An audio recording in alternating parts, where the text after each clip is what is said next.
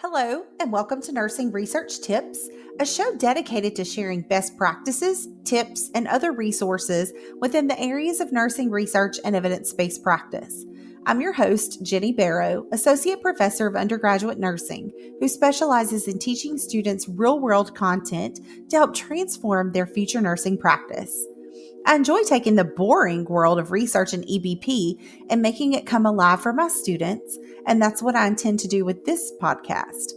On today's episode, I have some special guests from my university's undergraduate nursing research and evidence-based practice course. Brittany Gilliam, Lacie Hobson, Trinh Nguyen, Luke Richard, and Peyton Turner are joining us to discuss their evidence-based practice project. Before they get started with their discussions, however, I want to let our listeners know that I've shared a copy of these students' evidence-based practice poster to accompany this podcast episode. You can find this resource in the show notes of whatever podcast site you're currently listening to. Now, without further delay, let's turn the show over to Lacie to get us started. Hello, my name is Lacie Hobson, and on behalf of my other group members, I'd like to welcome you to our podcast. Today, we will be discussing the work we have completed in our undergraduate nursing research and evidence-based practice course. The members of our work group are Brittany Gilliam, Lacie Hobson, Trinh Nguyen, Luke Richard, and Peyton Turner.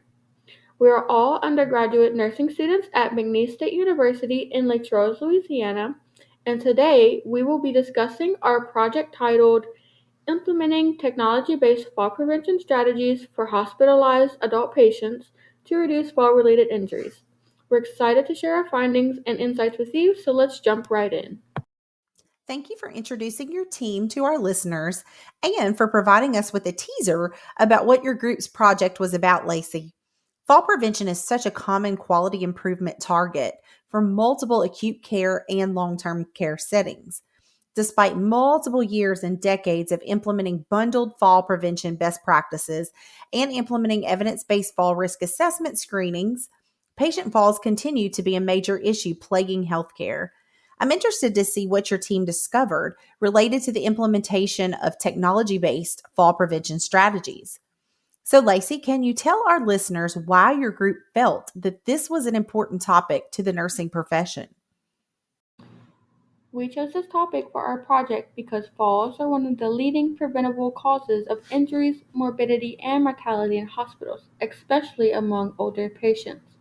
As fall rates continue to rise, it's clear that we need better, innovative, and effective fall prevention strategies to prevent these incidents.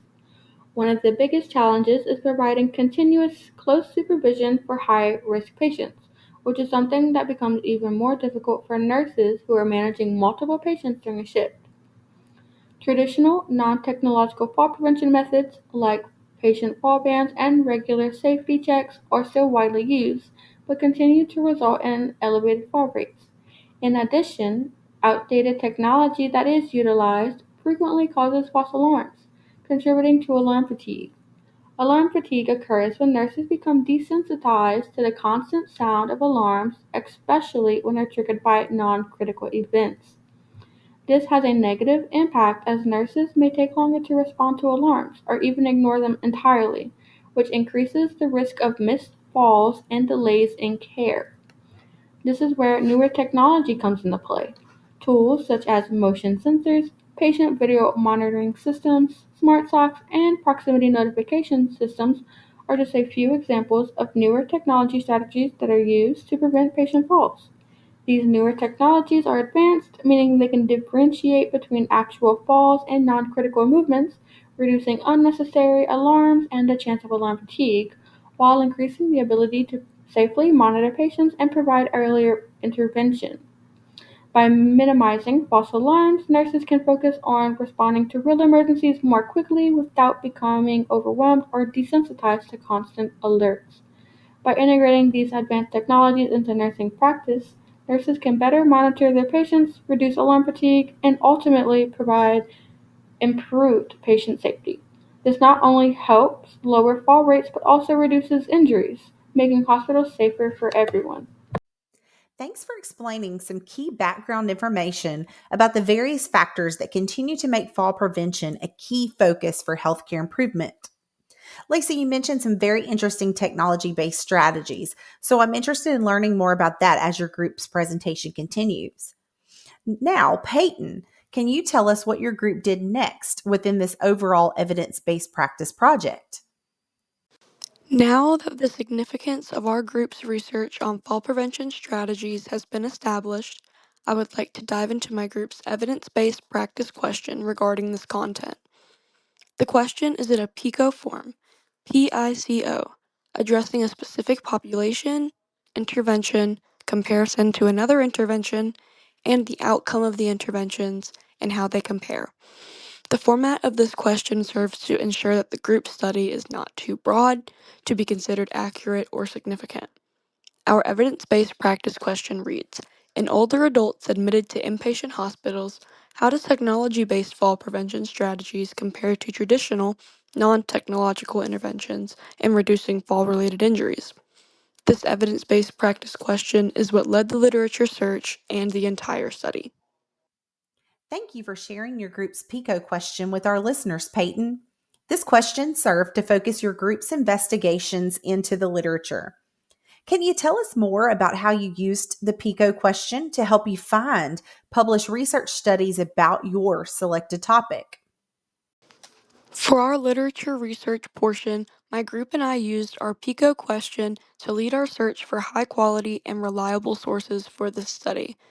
My group went through many resources such as PubMed, Healthcare Journal, Journal of Geriatric Rehabilitation, Geriatric Nursing, and International Journal for Quality in Healthcare to gather our sources on this topic.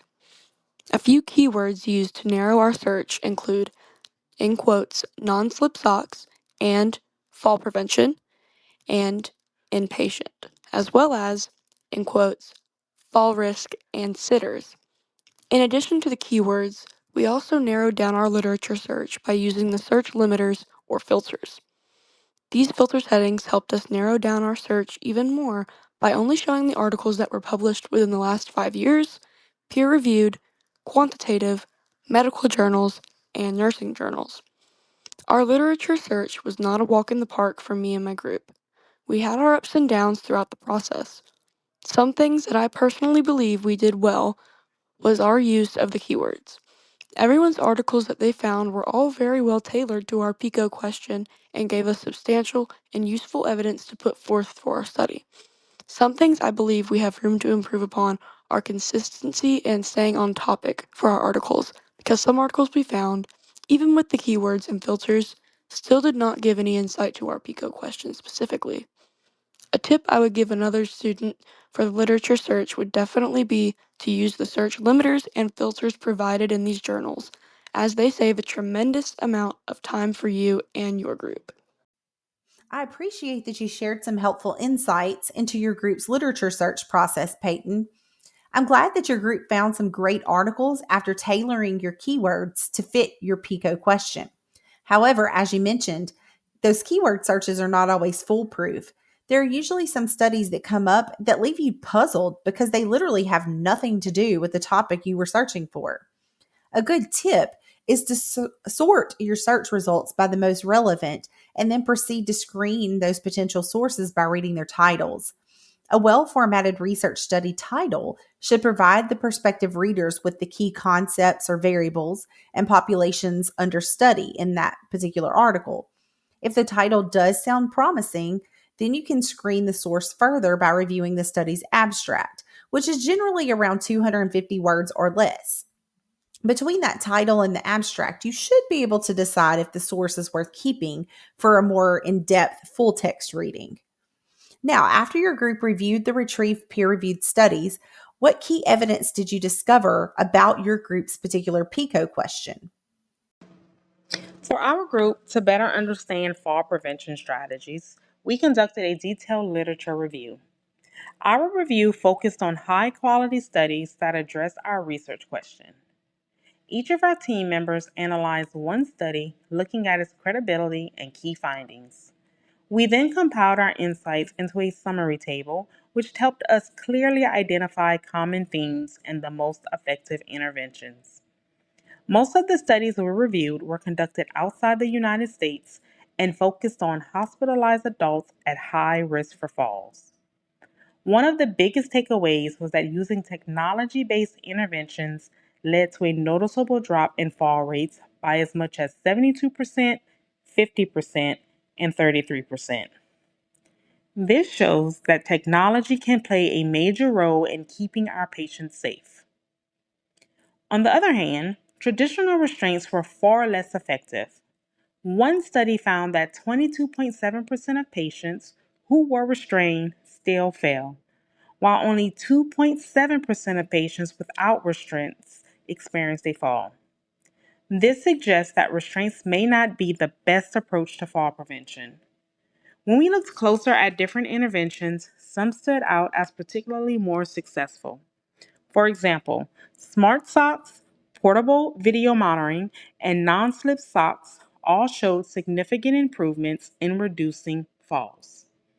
Smart socks were the most effective, bringing inpatient falls down, in some cases from 4 to 0. These socks work by detecting movement and pressure changes, sending alerts to a healthcare staff member before a fall happens. However, not all technology based interventions were successful. The Ampligen system, for example, did not show a significant reduction in falls, which highlights the importance of choosing the right tool for fall prevention. We also found that most falls happen due to slipping, and they most commonly occurred in patients' rooms and their bathrooms. These findings suggest that hospitals should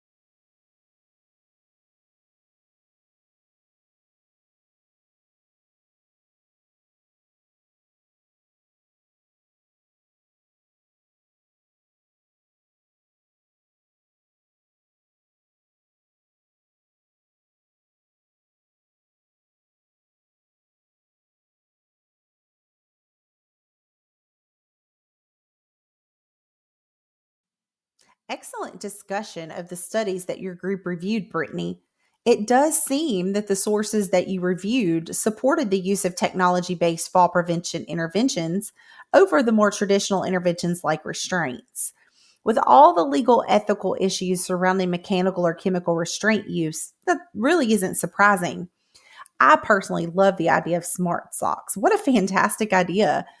This is a great time to remind your group and our listeners that financial constraints may play a role in determining whether a technology based intervention is even doable in a clinical practice setting.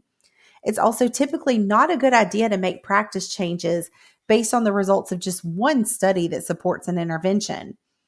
However, even if you had 20 or more high quality studies that all supported the use of smart socks for preventing falls in the inpatient setting, if the hospital can't afford to purchase the socks due to financial constraints with the budget, then it's simply not a viable option for that healthcare facility. That's why many studies are done to test for economic cost benefit analysis using feasibility testing approaches. I also thought that you gave us a good reminder that technology is not a blanket answer to every issue we face as nursing clinicians. You found some studies that didn't support specific tech based interventions. Now, Luke, can you tell our listeners about some additional key implications that nurses who work with this specific patient population should consider based on the literature your group reviewed? Based on the information our group reviewed, we noticed some synthesized implications for nursing practice. First, we found that using both technology and traditional nursing methods in combination is the most effective strategy to reduce inpatient fall rates. Instead of relying on one approach alone, Integrating tools like video monitoring with non-slip socks helps create a safer environment for patients. One strategy we recommended is assigning a dedicated observer to monitor high-risk patients via video during the day. This real-time monitoring allows for quick alerts to nursing staff, giving them the opportunity to intervene before a fall occurs. This could be especially useful in medical surgical units, telemetry, or geriatric care where patients may have mobility or cognitive limitations during the daytime hours. Another key implication is the use of individualized alarm settings based on each patient's fall risk assessment. Rather than using a one-size-fits-all approach, tailoring alarm thresholds helps avoid unnecessary noise and workflow interruptions while still maintaining safety. This would be particularly beneficial in a fast-paced unit or environments that already experience high alarm fatigue, like intensive care units or step-down units. Overall, these practices can support nurses across many specialties and settings, including hospitals, rehabilitation centers, and long-term care facilities, in improving fall prevention strategies and enhancing patient outcomes. Thanks, Luke. You provided our listeners with some helpful takeaways that nurses working with patients at high risk for falls in acute care hospital settings should keep in mind. It does seem that the research your group reviewed supports a multifactorial approach to fall prevention rather than simply relying on one single type of intervention. I also appreciated the literature based recommended strategy of tailoring alarm thresholds to the individual patient's needs in an effort to avoid false alarms and resulting alarm fatigue, which is also a major issue currently in healthcare. So, Luke, did your group find that there are any gaps in the present literature that may require further studies in the future? Our group identified a clear need for more research focused on fall prevention strategies for cognitively impaired patients. These individuals tend to have higher risk of falling, not necessarily because of physical limitations, but because they may not fully understand or respond to standard safety interventions like bed alarms, call lights, or verbal reminders from staff. Most current fall prevention tools are built around the assumption that patients can process instruction and cues, which isn't always the case with those who have cognitive impairments such as dementia or delirium. This creates a gap in care that needs to be addressed through targeted research. Future studies should focus on designing and testing interventions specifically for this group. That could include things like visual or tactile cues, more personalized care plans, or even integrating caregivers and family into the fall prevention efforts. Research could also explore the effectiveness of sensor technology or non invasive monitoring tools that don't rely on patients' understanding or cooperation. This kind of work would be especially beneficial in long term care facilities, memory care units, and acute care settings where nurses frequently care for patients with cognitive decline. Ultimately, developing evidence based strategies for these patients could help reduce fall rates and support more individualized and effective care. Okay, so your group has given us a lot of excellent information about the current state of the science surrounding your selected clinical practice topic. After all of the research studies your group reviewed, including any consideration for study weaknesses and the continued gaps in the present literature you just mentioned, what was your group's overall literature based answer to that original PICO question you talked about earlier? After reviewing multiple research studies, our group was able to determine an evidence-based answer to our evidence-based practice question. The majority of our literature we analyzed supports the use of technology-based fall prevention strategies and are effective methods to reduce these fall-related injuries in hospitalized adult patients. With further doing, 4 out of the 5 studies demonstrated a significant decrease in fall rates when implementing interventions such as PUP smart socks, video monitoring, or motion sensors. These were compared to non-technological methods. These findings suggested that integrating technology into fall prevention strategies can enhance patient safety and improve their overall outcome. However, one of the study did not report a significant reduction in fall rates, which highlights an important takeaway here, that no single intervention is foolproof. Instead, the most effective approach appears to be a combination of both technology and traditional nursing strategies, such as individualized assessments, patient education, and frequent roundings. By using technology to complement rather than replace hands-on nursing care, we can provide a more comprehensive approach to fall preventions for these patients. This project reinforces the importance of evidence-based practice in nursing through analyzing research studies. Our group saw firsthand how scientific evidence drives clinical decision-making and improves patient care. Reviewing the data allows us to critically evaluate which interventions are the most effective and how they can be applied in a real-world setting. As nursing students now, and soon to be future nurses, we must understand that evidence-based practice will be essential in ensuring that our practice is grounded in the best available research, leading to a better patient outcome for our future patients. Ultimately, this project has shown us that staying informed on current research is a crucial part of our role as healthcare professionals. By continuously seeking out and applying the latest evidence-based practice strategies, we can become more effective nurses, provide a safer patient care, and advocate for the integration of proven interventions. So, in summary, technology prevents falls, saves lives, and our backs. And with that, we are officially falling out of this presentation. Stay safe, wear your non-slip socks, trust the technology, and thank you for tuning in our podcast.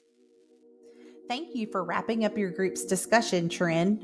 I'm proud of each of you for integrating the content that we've discussed in our undergraduate nursing research and evidence-based practice course into this real-world literature search process. You made a great point that no single intervention is going to work in all settings and in all situations. Technology-based interventions to complement hands-on care alongside other more traditional interventions and patient education seems to be the key here. At this point, I would also like to thank our listeners for going on this journey with us. As technology-based interventions continue to funnel into healthcare practice settings, more and more research will be needed to determine if the technology is just simply the new flavor of the month or whether it truly is effective in solving some of the key problems that we face as nurses. As the research surrounding some of these tech-based interventions continues to expand, we may see changes in the science surrounding what works and what doesn't. Nursing knowledge is constantly evolving, which means nurses have to stay up to date on what's emerging in their practice settings and in their particular specialties. As always, thanks again for joining us today.